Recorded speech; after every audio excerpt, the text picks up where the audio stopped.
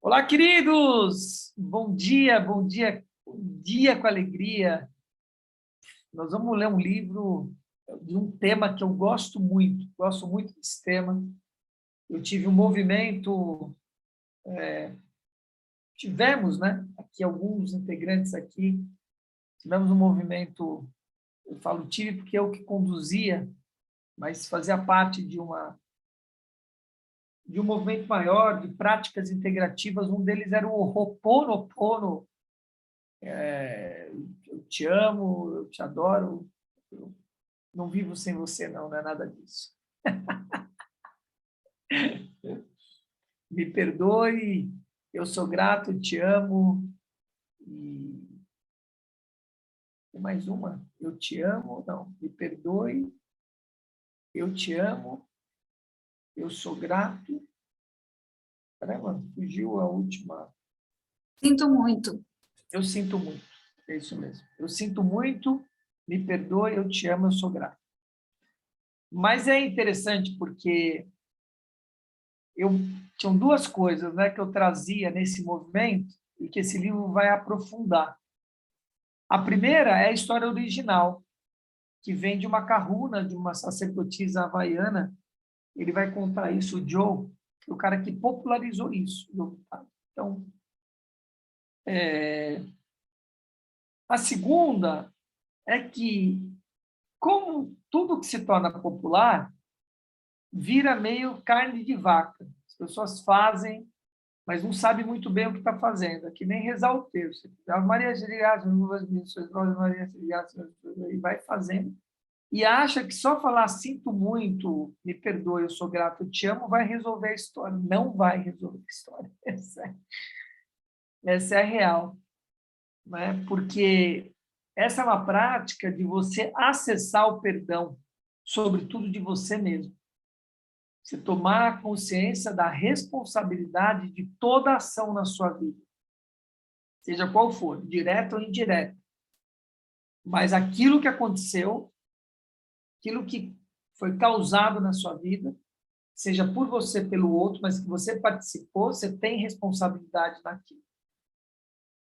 E, portanto, é um acesso ao perdão, inclusive de livramento kármico, livramento de inadequações, pecados, transgressões, profanações. Hoje a gente falou sobre profanação, né? No Aliança 559, eu expliquei o que é. Se você quer saber, vai lá no Aliança de hoje, dia 3 de outubro de 2022. Eu estou falando sobre profanação, o que é isso. Então, esse livro vai aprofundar tudo isso. É bem legal, tá bom? Bora lá, Luzia Solange. 30 e poucas páginas por dia. Hoje é o primeiro dia, primeiro capítulo. Desfrutem, desfrutem.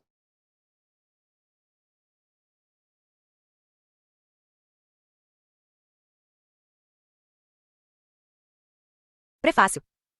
Onde começa a paz? A querida Mona Nalamaku Simeona, criadora e primeira mestre principal do Ho'oponopono da identidade própria, tinha na sua mesa uma placa com os dizeres: a paz começa comigo. Fui testemunha dessa paz além de todo o entendimento no período em que trabalhei e viajei com ela entre 1982 até aquele dia fatídico em Kirchen, Alemanha, em fevereiro de 1992. Mesmo depois de morta, deitada na sua cama cercada pelo caos, ela transmitia uma quietude além de todo o entendimento. Foi uma enorme sorte e honra para mim ter recebido o treinamento de Mona em novembro de 1982 e ter permanecido ao lado dela durante uma década. Estou feliz com o fato de que, com a ajuda do meu amigo Dr. Joe Vitale, esta mensagem possa agora alcançar o mundo. Mas a verdade é que ela só precisa alcançar você, através de mim, pois somos todos um só e tudo acontece interiormente. Paz do eu. E Hayakala Eulen, PhD Presidente Emérito do Conselho The Foundation of Inc. Freedom of the Cosmos.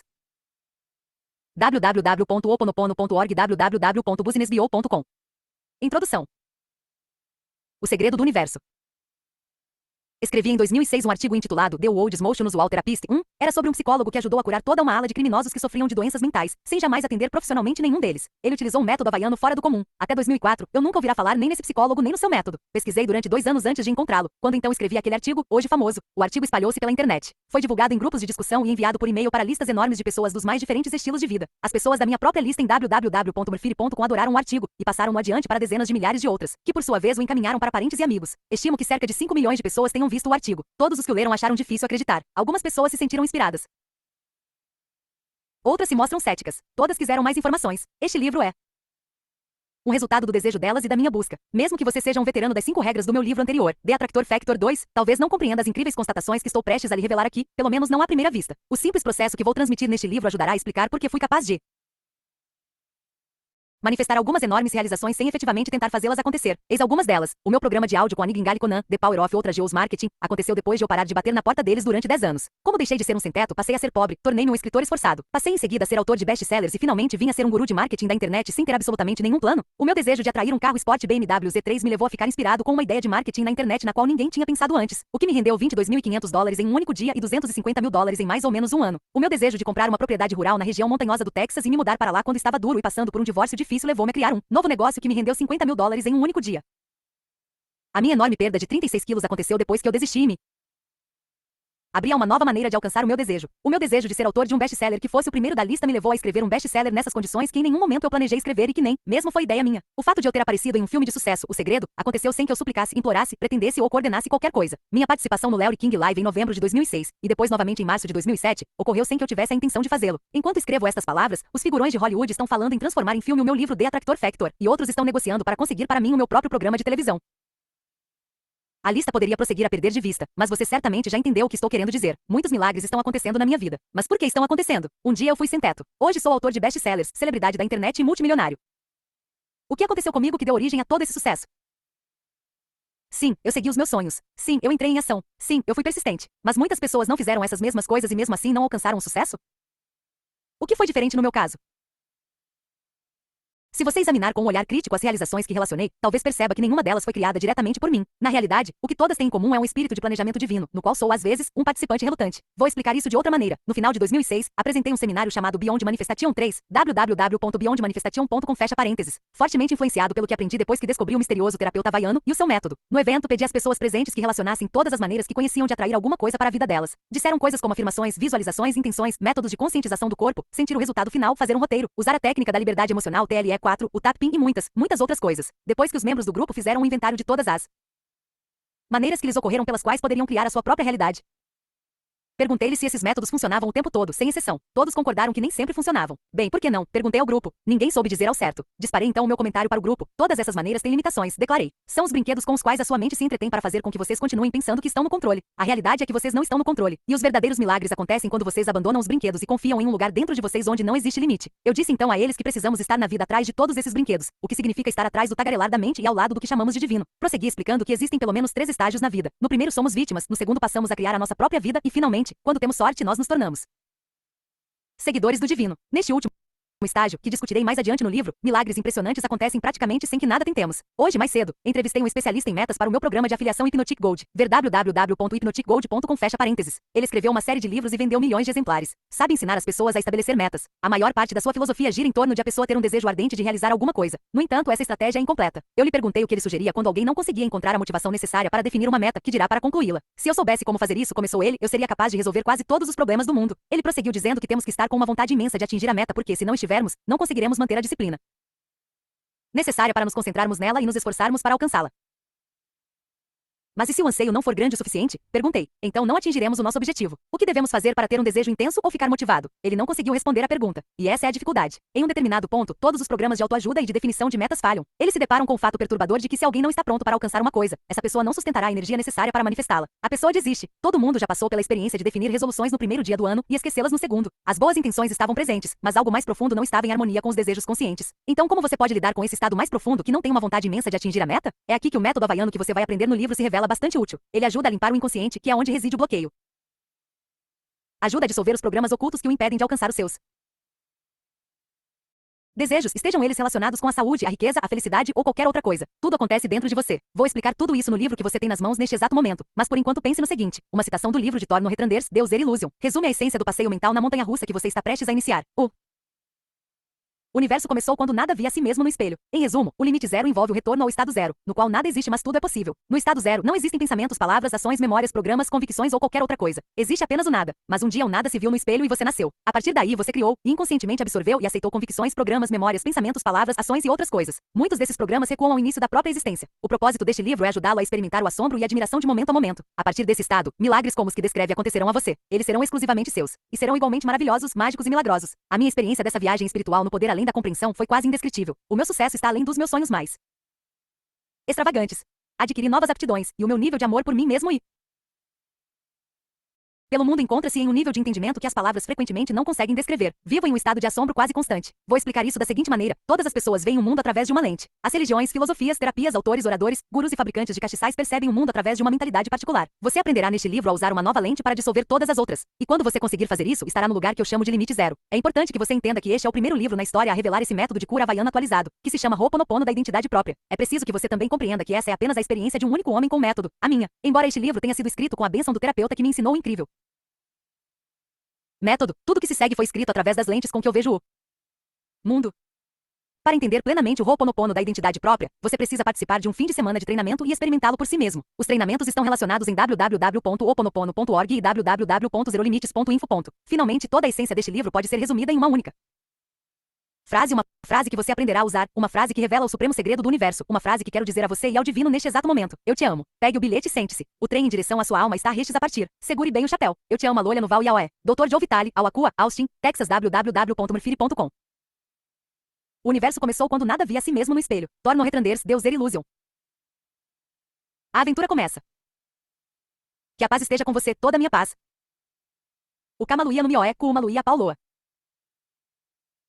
Em agosto de 2004, eu estava falando e trabalhando em um stand na convenção anual da Associação Nacional de Profissionais de Hipnotismo. Gostei das pessoas, do evento, da energia e da troca de informações, mas não estava preparado para o acontecimento altamente transformador que teria início naquele dia. O meu amigo Mark Ryan estava trabalhando no stand comigo. Mark também é hipnoterapeuta.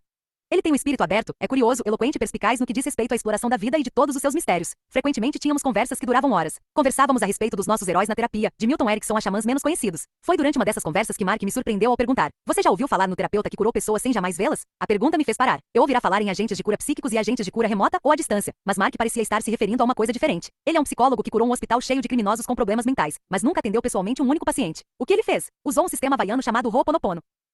Rook, perguntei. Pedi a Mark para repetir o termo umas 10 vezes. Eu nunca o escutara antes. Mark não conhecia suficientemente bem a história ou o processo para poder me revelar muito mais do que isso. Admito que eu estava curioso, mas também confesso que estava cético. Imaginei que deveria se tratar de uma lenda urbana. Curar as pessoas sem vê-las? Sei. Mark contou-me então a seguinte história. Fui várias vezes ao Monte Shasta na Califórnia durante 16 anos na tentativa de conhecer a mim mesmo, explicou Mark. Em uma das ocasiões em que estive lá, um amigo me deu um livreto branco impresso em azul do qual nunca me esqueci. Ele continha um artigo a respeito de um terapeuta havaiano e do seu método. Durante anos, li e reli repetidamente o artigo, o qual não descrevia o que o terapeuta efetivamente fazia, dizendo apenas que ele curava as pessoas com o seu método. Onde está esse artigo? Perguntei, porque fiquei interessado em lê-lo. Não consigo encontrá-lo, respondeu Mark, mas algo me disse que eu deveria falar com você a respeito dele. Eu sei que você não acredita em mim, mas estou tão fascinado quanto você. Também quero obter mais informações. Passou-se um ano até a convenção seguinte. Nesse período, fiz pesquisas online, mas não consegui encontrar nada a respeito de um terapeuta que curava as pessoas sem vê-las. Sem dúvida, existem informações a respeito da cura à distância, na qual uma pessoa cura outra sem a presença desta, mas eu entenderá que o terapeuta havaiano não fazia isso. Como eu viria a descobrir mais tarde, não existe nenhuma distância no tipo de cura que ele fazia. Para completar, eu nem mesmo sabia como soletrar Ho'oponopono, de modo que a busca online ficava bastante prejudicada. Assim, deixei de pensar no assunto. Depois, em 2005, na convenção seguinte de hipnose, Mark voltou a mencionar o terapeuta. Você conseguiu encontrar alguma coisa a respeito dele? Perguntou. Não sei o nome dele e não sei soletrar Roseilaok, expliquei, de modo que não consegui encontrar nada. Mark é uma pessoa dinâmica e empreendedora. Fizemos uma pausa, peguei o meu laptop, encontrei uma conexão wireless da internet e comecei a fazer uma busca. Não levei muito tempo para encontrar o único site oficial de Ho'oponopono. Dei uma olhada nele e vi alguns artigos que me ofereceram uma rápida visão geral daquilo com que eu estava prestes a me envolver. Encontrei uma definição de Ho'oponopono. Ho'oponopono é um processo de nos desfazermos das energias tóxicas que existem dentro de nós para possibilitar o impacto de pensamentos, palavras, realizações e ações divinos. Eu não tinha a menor ideia do que isso significava, de modo que procurei outras coisas. Encontrei o seguinte, em poucas palavras, Ho'oponopono significa reparar ou corrigir um erro. De acordo com os antigos havaianos, o erro nasce de pensamentos contaminados por memórias dolorosas do passado. Ho'oponopono oferece uma maneira de liberar a energia desses pensamentos dolorosos ou erros, que podem causar o desequilíbrio e doença. Interessante, sem dúvida, mas o que significava? Enquanto eu explorava o site em busca de informações sobre o misterioso psicólogo que curava as pessoas sem vê-las, descobri que existe uma forma atualizada de Ho'oponopono chamada de identidade própria por meio do Ho'oponopono. Cite 5. Não fiz de conta que eu sabia o que tudo aquilo significava. Mark também. Não, éramos companheiros de exploração. O nosso laptop era o cavalo que montávamos em direção a essa região inexplorada. Estávamos em busca de respostas, de modo que continuamos avidamente a digitar. Encontramos um artigo que ajudou a explicar algumas coisas. A identidade própria por meio do Ho'oponopono ser 100% responsável pelos problemas dos meus clientes e Aleakala Eulen, PhD, e Charles Brown, LMT. Nas abordagens tradicionais a solução de problemas e a cura, o terapeuta começa com a convicção de que a origem do problema está dentro do cliente, e não dentro dele. Terapeuta. Este acredita que é sua responsabilidade ajudar o cliente a lidar com o problema dele. Poderiam essas convicções ter resultado em um esgotamento sistemático em todo o grupo de profissionais ligados à cura? Para resolver os problemas com eficácia, o terapeuta precisa estar disposto a ser 100% responsável por ter criado a situação problemática, ou seja, ele tem que estar disposto a enxergar que a origem do problema são os pensamentos incorretos que existem dentro dele, e não dentro do cliente. Os terapeutas não parecem perceber que eles estão sempre presentes todas as vezes que há um problema. Ser 100% responsável pela materialização do problema possibilita que o terapeuta seja 100% responsável por resolvê-lo. Ao usar a abordagem atualizada do Ho'oponopono, um processo de arrependimento, perdão e transmutação desenvolvido por Kauna Lapa Almona Nalamaku Simeona, um terapeuta é capaz de transmutar os pensamentos incorretos dentro de si mesmo e dentro do cliente em pensamentos perfeitos de amor. Os seus olhos estão cheios de lágrimas. Sulcos profundos envolvem os cantos da sua boca. Estou preocupada com meu filho, declara Cynthia, suspirando suavemente. Ele voltou a usar drogas. Enquanto ela conta a sua dolorosa história, começo a fazer uma limpeza nos pensamentos incorretos dentro de mim que se concretizaram como problema dela. À medida que os pensamentos incorretos são substituídos por pensamentos amorosos no terapeuta e na família, parentes e ancestrais deles, eles também são substituídos no cliente, na sua família, nos seus parentes e nos seus ancestrais. O processo atualizado de Ho'oponopono possibilita que o terapeuta trabalhe diretamente com um manancial que é capaz de transmutar pensamentos incorretos em amor. Os seus olhos secam. Os sulcos ao redor da sua boca se suavizam. Ela sorri, e o alívio começa a despontar em todo o seu rosto. Não sei porquê, mas estou me sentindo melhor. Também não sei porquê. Mesmo, a vida só não é um mistério para o amor, que tudo sabe. Eu simplesmente deixo as coisas como estão neste ponto e agradeço ao amor, de onde emanam todas as bênçãos. Ao usar o processo atualizado de Ho'oponopono na resolução de problemas, o terapeuta primeiro pega a sua identidade, a sua mente, conectando-a ao manancial, que outros chamam de amor ou Deus. Quando a conexão se estabelece, o terapeuta pede então ao amor que corrija os pensamentos incorretos dentro dele que estão materializando os problemas primeiro para ele e, depois, para o cliente. O apelo é um processo de arrependimento e perdão da parte do terapeuta. Eu me arrependo de ter alimentado os pensamentos incorretos que causaram o problema para mim e para o cliente. Por favor, perdoe-me. Em resposta ao apelo de arrependimento e de perdão do terapeuta, o amor inicia o processo místico de transmutar os pensamentos incorretos. Nesse processo de correção espiritual, o amor inicialmente neutraliza as emoções incorretas que causaram o problema, sejam elas o ressentimento, o medo, a raiva, a culpa ou a confusão. No passo seguinte, o amor libera então as energias neutralizadas dos pensamentos, deixando-as em um estado de vácuo, de vazio, de verdadeira liberdade. Como os pensamentos então vazios, livres, o amor os preenche com ele mesmo. O resultado? O terapeuta se renova, se revigora no amor. Quando o terapeuta se renova, o mesmo acontece com o cliente e com todas as pessoas envolvidas no problema. Onde antes havia desespero no cliente, agora existe amor. Onde antes havia escuridão na sua alma, agora existe a luz de cura do amor. A identidade própria por meio do treinamento do Ho'oponopono ensina às pessoas quem elas são e como podem resolver problemas de momento a momento, sendo nesse ínterim renovadas e restauradas no amor. O treinamento começa com uma palestra gratuita de 2 horas. É apresentada aos participantes uma visão geral de como os pensamentos dentro deles se materializam na sua vida e na vida da sua família, parentes, ancestrais, amigos, vizinhos e parceiros comerciais, como problemas espirituais, mentais, emocionais, físicos, relacionais e financeiros. No treinamento do fim de semana, os alunos aprendem o que é um problema, onde os problemas estão localizados, como resolver diferentes tipos de problemas utilizando mais de 25 processos de resolução de problemas e como realmente cuidar bem de si mesmos. A ênfase subjacente no treinamento é que as pessoas sejam totalmente responsáveis por si mesmas, pelo que acontece na sua vida e por resolver os problemas sem esforço. O incrível a respeito do processo atualizado de Ho'oponopono é que você passa a se conhecer de novo a cada momento, bem como a valorizar cada vez mais o milagre renovador do amor a cada aplicação. Conduzo a minha vida e os meus relacionamentos de acordo com as seguintes constatações. 1. O universo físico é uma manifestação dos meus pensamentos. 2. Se os meus pensamentos são destrutivos, eles criam uma realidade física destrutiva. 3. Se os meus pensamentos são perfeitos, eles criam uma realidade física repleta de amor. 4. Sou 100% responsável por criar o meu universo físico do jeito como ele é. 5. Sou 100% responsável por corrigir os pensamentos destrutivos que criam uma realidade enferma. 6. Não há o lá fora. Tudo existe como pensamentos na minha mente.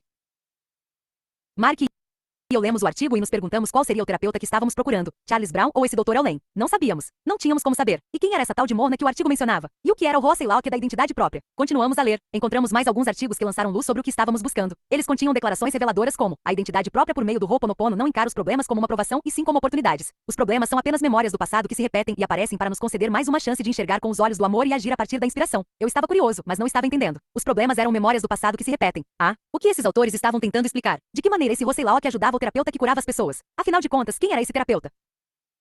Encontrei ainda mais um artigo, este de autoria de um repórter chamado da Elsie Ford, que escreveu a respeito de um encontro que teve com a criadora desse processo Ho'oponopono sei lá o que. O nome dela é Morna e ela é uma Kauna, ou guardiã dos segredos. O que essa Morna faz para ajudar a curar as pessoas é fazer um apelo ao Criador divino da nossa escolha por intermédio da divindade situada dentro de cada pessoa, que é na verdade uma extensão do divino Criador. Talvez você tenha compreendido isso. Eu não entendi na ocasião. E Mark tampouco. Aparentemente, essa tal de Morna pronunciava algumas palavras, como uma prece, que ajudavam as pessoas a ficar curadas. Registrei mentalmente que eu iria localizar essa prece, mas naquele momento eu estava seguindo uma direção diferente. Encontrar o terapeuta e aprender o seu método de cura. Ah, Minha enorme vontade de saber mais e de conhecer esse terapeuta xamã se tornava cada vez mais estimulante. Embora Mark e eu realmente precisássemos voltar ao nosso stand na convenção, nos demoramos mais um pouco para poder continuar com a busca. Baseados nos artigos e no site, tivemos o palpite de que o terapeuta que queríamos encontrar se chamava Yaleakala Eulen. Que primeiro nome! Eu não tinha a menor ideia de como deveria pronunciá-lo, e muito menos soletrá-lo. Tampouco sabia como entrar em contato com ele. O site não oferecia nenhuma informação de contato em relação a ele. Mark e eu tentamos encontrá-lo por meio do Google, mas não obtivemos nenhuma ocorrência. Começamos a nos perguntar se esse terapeuta etéreo seria uma obra de ficção, se estaria aposentado ou mesmo morto. Fechei o meu laptop e voltei para a convenção. Mas a aventura havia começado.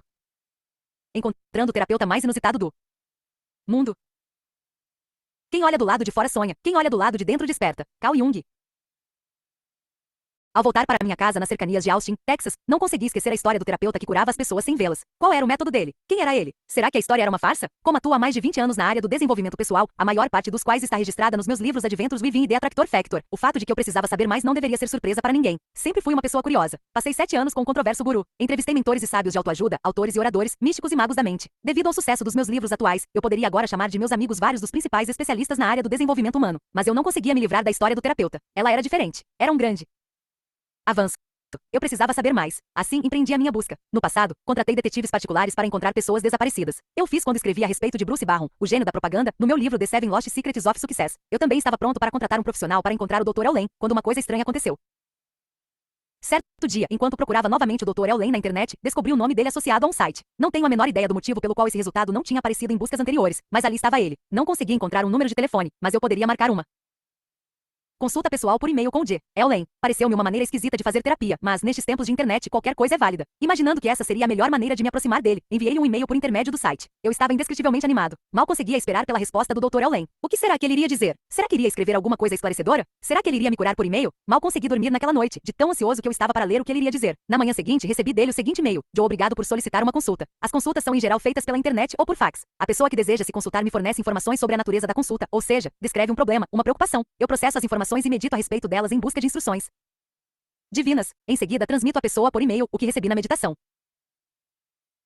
Enquanto eu estava fora almoçando hoje, certo cliente meu, um advogado do Havaí, enviou-me informações por fax, pedindo que eu as examinasse. Depois de processá-las, transmitirei a ele o que eu recebi da divindade durante a meditação. Informações a respeito da natureza do meu trabalho podem ser obtidas em www.oponopono.org. Sinta-se à vontade para entrar em contato comigo para ver o que funcionará para você. Eu lhe desejo paz além de todo o entendimento. Paz do eu e Yaleakala Eulen, PhD.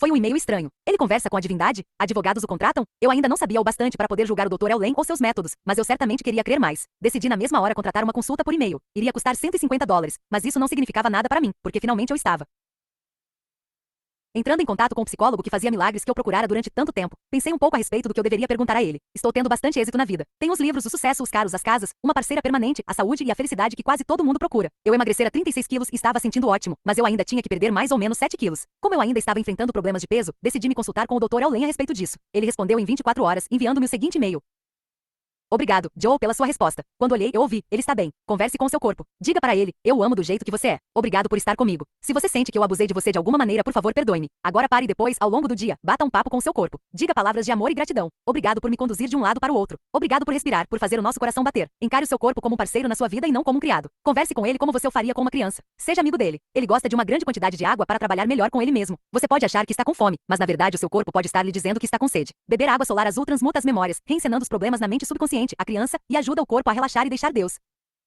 entrar. Pegue uma garrafa de vidro azul. Encha-a com água da torneira. Feche-a com uma rolha ou envolva o bocal com celofane. Coloque a garrafa no sol ou debaixo de uma lâmpada incandescente durante pelo menos 1 hora. Beba água. Enxague o corpo com a água depois do banho. Use a água solar azul quando cozinhar, lavar a roupa e fizer qualquer coisa que utilize água. Você pode fazer o seu café ou chocolate quente com água solar azul. O seu e-mail transpira elegância e simplicidade, o que é um dom incomparável. Talvez possamos conversar novamente como companheiros de viagem que estamos abrindo o caminho para casa. Eu lhe desejo paz além de todo o entendimento. Paz do eu e Yaleakala. Embora a tranquilidade da mensagem me agradasse, continuei a querer mais. Era assim que ele dava consultas? Foi assim que curou aquelas pessoas no hospital psiquiátrico? Se era esse o caso, alguma coisa estava criticamente ausente. Duvido que a maioria das pessoas tivesse aceitado esse e-mail como veredicto final a respeito de um problema de perda de peso. Dizer para mim: você está bem, não é exatamente uma solução para nada. Escrevi novamente para o Dr. Eulen pedindo mais informações. Eis o que ele respondeu: Joe, a paz começa comigo. Os meus problemas são memórias que se repetem no meu subconsciente. Os meus problemas não têm nada a ver com uma pessoa, lugar ou situação. Eles são o que Shakespeare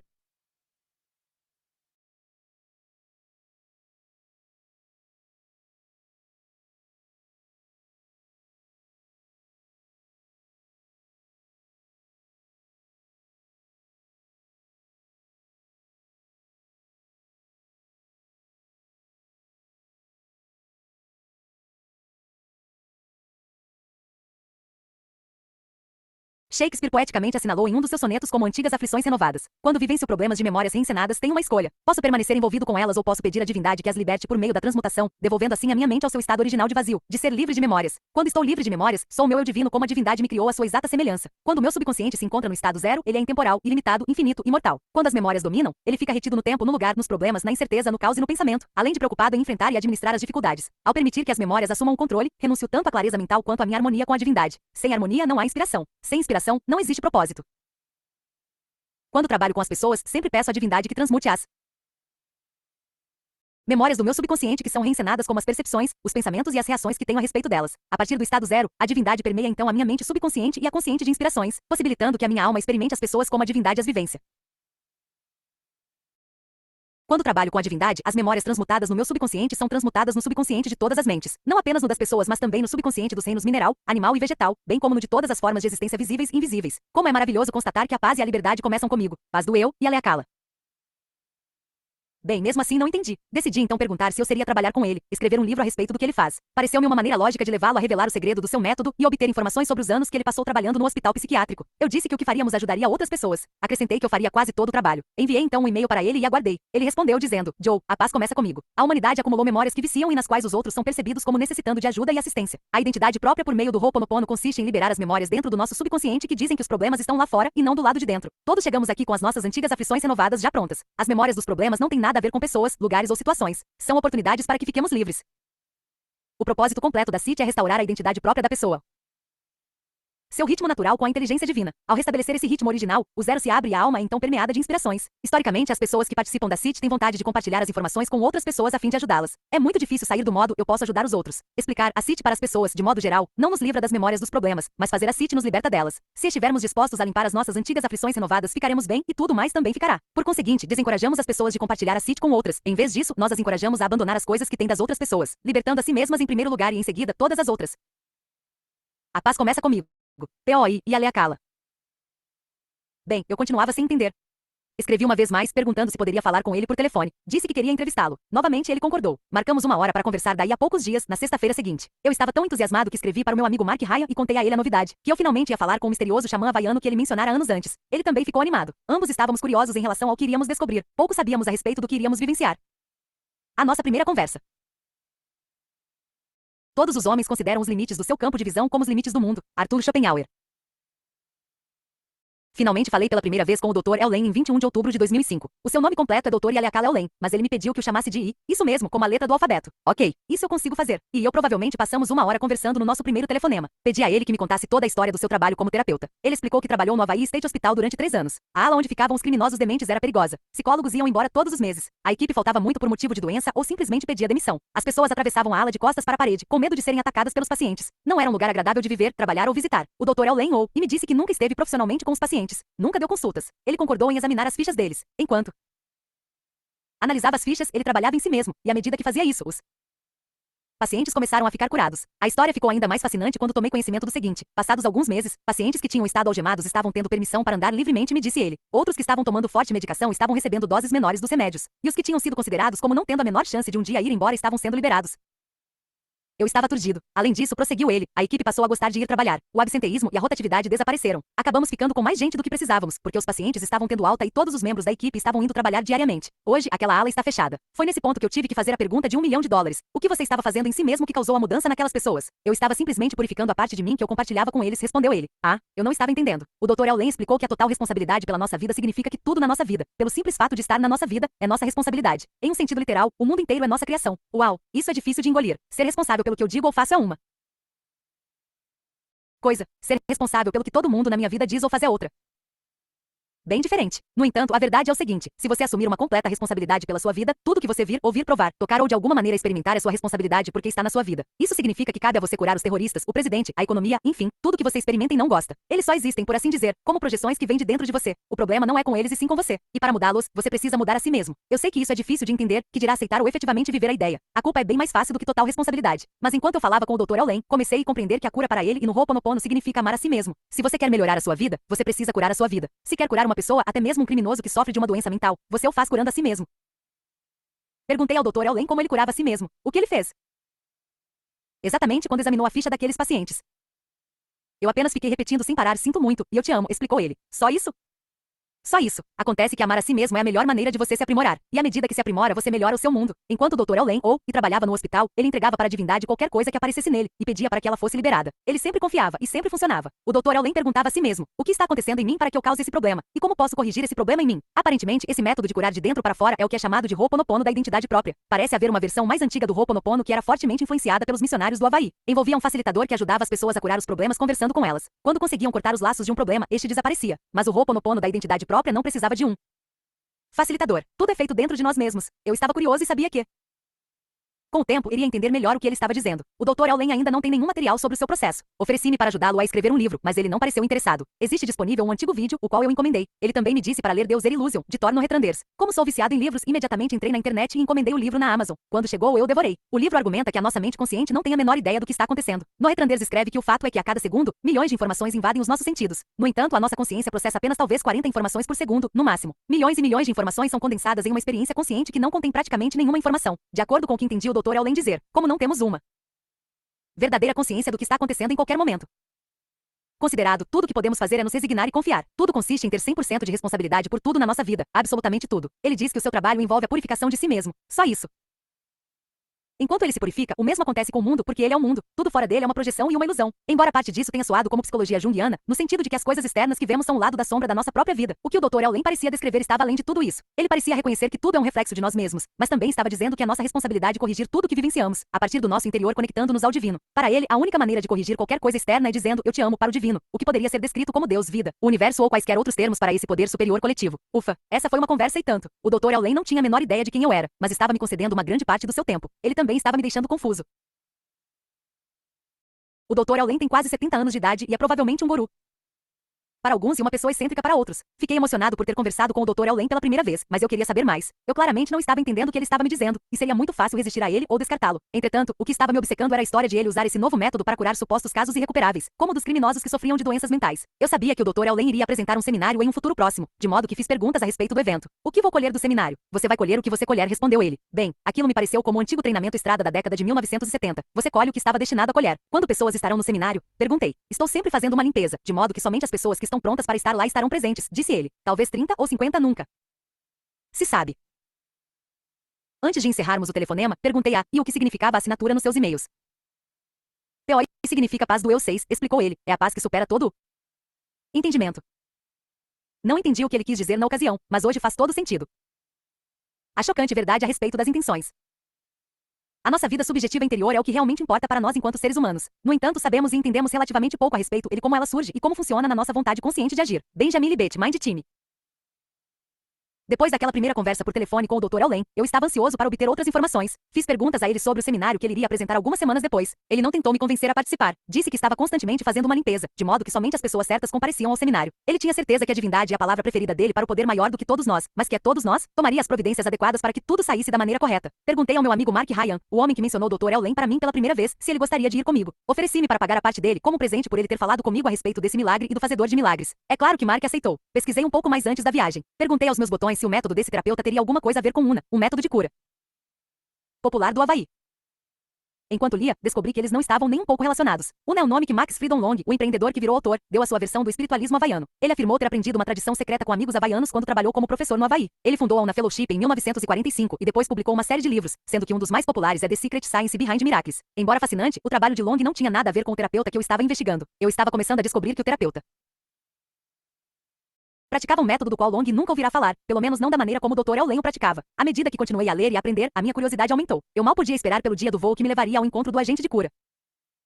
Voei para Los Angeles, encontrei-me com Mark e fui para Calabasas, na Califórnia. Mark levou-me para um passeio em Los Angeles antes de partirmos e nos divertimos bastante. No entanto, ambos queríamos conhecer o homem a respeito de quem tanto tínhamos ouvido falar. Embora Mark e eu tivéssemos tido uma conversa profunda e estimulante durante o café da manhã, o que nós dois realmente desejávamos era que o seminário começasse logo. Quando chegamos à sala do evento, deparamos com uma fila de cerca de 30 pessoas. Fiquei tentando ficar na ponta do pé o tempo todo para poder enxergar por cima da cabeça das pessoas. Eu queria ver o agente de cura. Eu queria ver o homem misterioso. Eu queria ver o Dr. Eulen. Quando finalmente cheguei à porta, fui recebido por ele. Alô, olha, Joseph, disse o Dr. Eulen, estendendo a mão. A voz dele era suave, mas ele tinha carisma e autoridade. Vestia uma calça caque, tênis, a camisa aberta no colarinho e paletó. Tinha na cabeça um boné de beisebol, o qual mais tarde vinha saber que era A sua marca registrada. Alô, Mark, disse ele para o meu amigo. Batemos um papo descontraído quando ele fez perguntas a respeito do nosso voo, do tempo que eu levará para ir do Texas a Los Angeles, e assim por diante. Adorei o homem instantaneamente. Algo a respeito da sua segurança e do seu jeito de avô fez com que eu me identificasse com ele. O Dr. Allen gosta de começar na hora. Assim que o evento teve início, ele me chamou. Joseph, quando você deleta alguma coisa do seu computador, para onde ela vai? Não tenho a menor ideia, respondi. Todo mundo riu. Estou certo de que ninguém tampouco sabia. Quando vocês apagam uma coisa do seu computador, para onde ela vai? Perguntou ele à audiência. Para a lixeira, gritou alguém. Exatamente, disse o Dr. Allen. Ela continua no computador, só que não podemos vê-la. As suas memórias são assim. Continuam em vocês, só que invisíveis. O que vocês precisam fazer é apagá-las completa e permanentemente. Achei isso fascinante, mas não tinha a menor ideia do que significava ou do rumo que a coisa estava tomando. Por que eu iria querer que as minhas memórias fossem permanentemente apagadas? Vocês têm duas maneiras de viver a vida, explicou o Dr. Elzen. A partir da memória ou da inspiração. As memórias são antigos programas que voltam a ser executados. A inspiração é o divino transmitindo-lhes uma mensagem. Vocês precisam viver a partir da inspiração. A única maneira de ouvir o divino e receber inspiração é limpar todas as memórias. A única coisa que vocês precisam fazer é uma limpeza. O Dr. Allen passou bastante tempo explicando como o divino é o nosso. Estado zero é onde temos limite zero. Não há memórias. Não existe identidade. Nada além do divino. Na nossa vida temos momentos em que visitamos o estado de limite zero, mas na maior parte do tempo o que está se manifestando é lixo, o que ele chama de memórias. Quando eu trabalhava no hospital psiquiátrico e examinava as fichas dos pacientes, disse ele, eu sentia dor dentro de mim. Era uma memória compartilhada. Era um programa que fazia com que os pacientes agissem como agiam. Eles não tinham controle. Estavam presos em um programa. Enquanto eu sentia o programa, eu ia fazendo a limpeza. A purificação ou limpeza tornou-se um tema recorrente. Ele nos ensinou várias maneiras de nos purificarmos, e não posso explicar aqui a maioria delas porque são confidenciais. Você precisa participar de um seminário de Ho'oponopono para aprendê-las. Visite www.ho'oponopono.org, fecha parênteses. Mas há um método de purificação que o Dr. Allen usou mais, e ainda usa, que é o que usarei hoje. Existem simplesmente 4 declarações que dizemos repetidamente sem parar, dirigindo-as ao divino. Eu te amo. Sinto muito. Por favor, me perdoa. Obrigado. Enquanto participávamos daquele primeiro evento de fim de semana, a frase "eu te amo" tornou-se parte do tagarelar da minha mente. Assim como às vezes acordamos com uma música tocando na cabeça, eu acordava ouvindo "eu te amo" na cabeça. Quer eu pronunciasse ou não conscientemente a frase, ela estava presente. Era um sentimento maravilhoso. Eu não sabia como a frase poderia estar purificando alguma coisa, mas eu a repetia de qualquer maneira. Como "eu te amo" poderia ser de algum modo nocivo? Em determinado momento do evento, o Dr. Allen voltou a se dirigir a mim. Ele perguntou, Joseph, como você sabe dizer se uma coisa é uma memória ou uma inspiração? Eu não entendi a pergunta e disse isso a ele. Como você sabe se uma pessoa que contraiu câncer transmitiu a doença para si mesma ou se ela lhe foi transmitida pelo divino como um desafio destinado a ajudá-la? Fiquei em silêncio por um instante, enquanto tentava assimilar a pergunta. Como você sabe quando um evento é proveniente da sua mente ou da mente do divino? Não tenho a menor ideia, repliquei. Nem eu, declarou o Dr. Allen. E é por esse motivo que precisamos fazer uma limpeza constante. Precisamos purificar tudo. Aqui não temos nenhuma ideia do que é uma memória e do que é inspiração. Fazemos a limpeza para chegar a um lugar de limite zero, que é o estado zero. O Dr. Allen afirma que a nossa mente tem uma visão minúscula do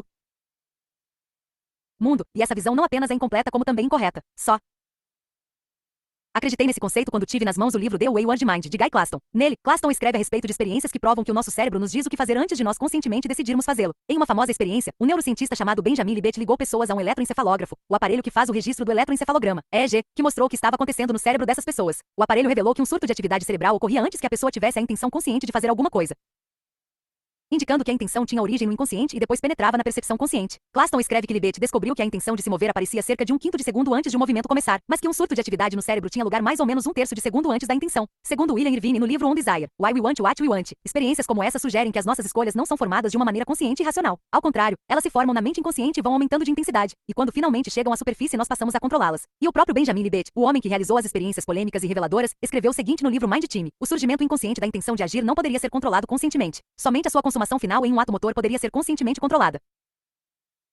Em outras palavras, o impulso de escolher este livro pode dar a impressão de ter tido origem na sua escolha consciente, mas na realidade o seu cérebro primeiro enviou um sinal para que você o escolhesse e depois a sua mente consciente seguiu o sinal com uma intenção declarada, algo como, este livro parece interessante, acho que vou ficar com ele. Você poderia ter escolhido não ficar com o livro, algo que você teria racionalizado de alguma outra maneira, mas você não poderia controlar a origem do sinal propriamente dito que o estava encorajando a agir. Sei que é difícil acreditar nisso. De acordo com Claston, nenhuma intenção jamais se origina na consciência, nenhum plano jamais é preparado ali. As intenções são premonições, símbolos que lampejam nos cantos da consciência para indicar o que talvez esteja prestes a ocorrer. Aparentemente uma intenção clara nada mais é do que uma premonição clara. O que me perturba é o seguinte, de onde veio o pensamento? Isso é surpreendente.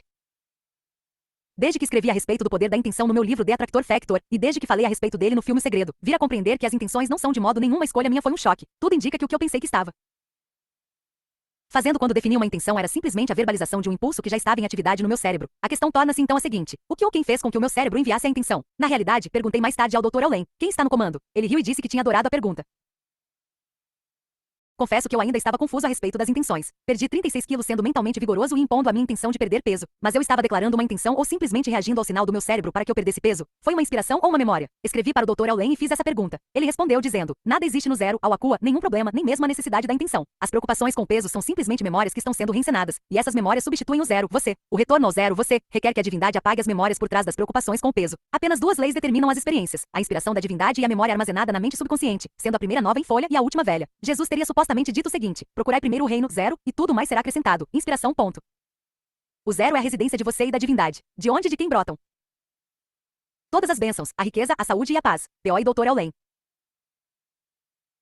Até onde pude depreender, o Dr. Allen estava olhando além das intenções e dirigindo-se à origem, o estado zero, onde não existe limite. A partir de lá experimentamos a memória ou a inspiração. A preocupação com o peso é uma memória. A única coisa a fazer é amá-la, perdoá-la e até mesmo agradecer por ela. Ao purificá-la, você está garantindo que o divino terá uma chance de produzir uma inspiração. O que parece ser verdade é que o meu desejo de comer em excesso, que me manteve obeso durante a maior parte da minha vida, era um programa. Ele se forma no inconsciente. A não ser que eu purifique, ele permanecerá lá e continuará a efervescer. Na medida em que ele está sempre vindo à tona, tenho que permanecer consciente da minha escolha, comer ou não em excesso. Isso acaba se tornando uma batalha que dura a vida inteira. Não é nem um pouco divertido. Sem dúvida podemos neutralizar a tendência dizendo não a ela, mas isso obviamente exige empenho e energia enormes. Com o tempo, dizer não à satisfação do desejo pode tornar-se um novo hábito, mas temos que passar por um verdadeiro inferno para chegar a esse ponto. Em vez disso, quando fazemos uma limpeza na memória, ela acaba desaparecendo. Depois, o desejo de comer em excesso não mais se manifestará. Somente a paz permanecerá. Em resumo, a intenção era mero farrapo quando comparada à inspiração. Enquanto mantive a intenção de fazer alguma coisa, continuei a lutar com o que existe. Assim que entreguei os pontos e cedi à inspiração, a vida se transformou. Eu ainda não tinha certeza se era assim que o mundo realmente funcionava. Ainda estava confuso a respeito do poder da intenção. Então decidi continuar a investigar.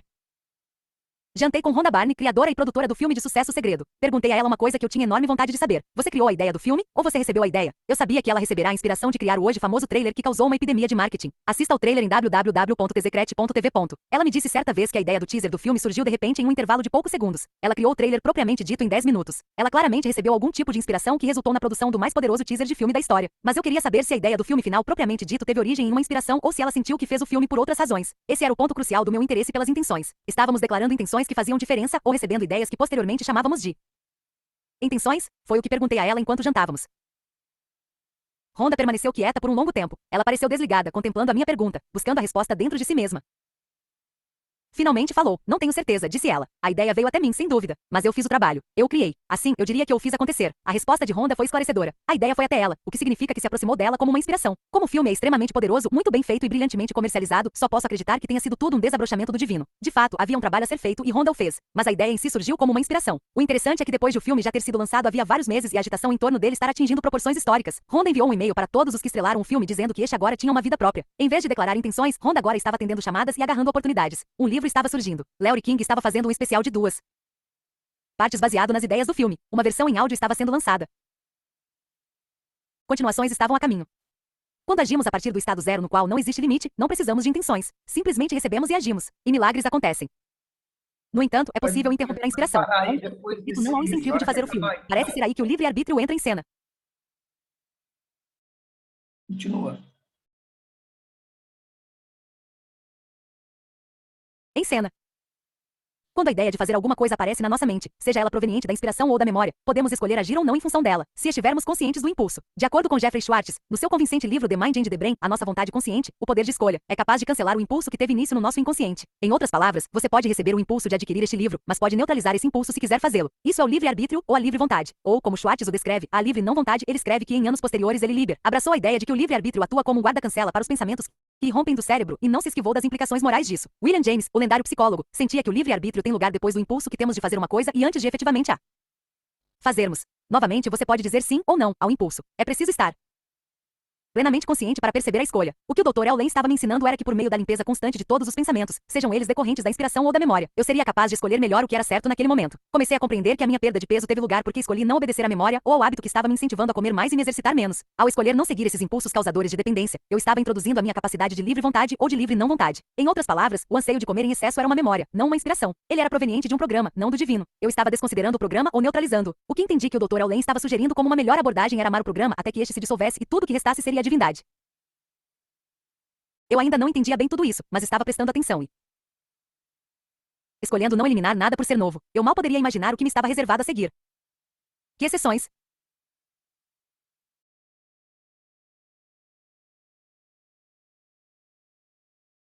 Muito bem. um capítulo a mais aí, né? Não, eu marquei para esse mesmo. Tá. Encerramos aqui hoje. Ok. Então, dessa introdução, né? Falou do segredo, do terapeuta, da autorresponsabilidade, que eu tinha trazido no começo, né? Falou de Simeona, que é a Kahuna. Teve com ela em 82, bem interessante tudo. Ele vai desenvolvendo aí todo o livro. Quer trazer alguma coisa, Lúcia Solange?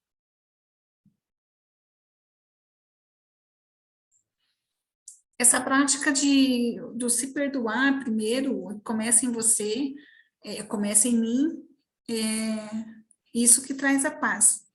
Esse livro eu já tinha lido o ano passado, li uma outra época, mas num momento que estava assim, muito difícil para mim de entender, e ele me trouxe uma paz muito grande, esse livro. E depois que começamos um estudo com você, nas práticas integrativas, que veio a complementar ainda mais esse trabalho desse livro. Mas é muito bom entender que é o perdão mesmo onde está o segredo de tudo para continuar. E nasce dentro de nós, né? Não é fora. E ele também traz no começo de que tudo nasce dentro da gente, né? Todas fala sobre a imagem, sobre tudo isso, né? Também que a gente vem pregando aqui. É importantíssimo, né? Tá bom? Então, amanhã a gente continua. Um beijo e um queijo. Valeu!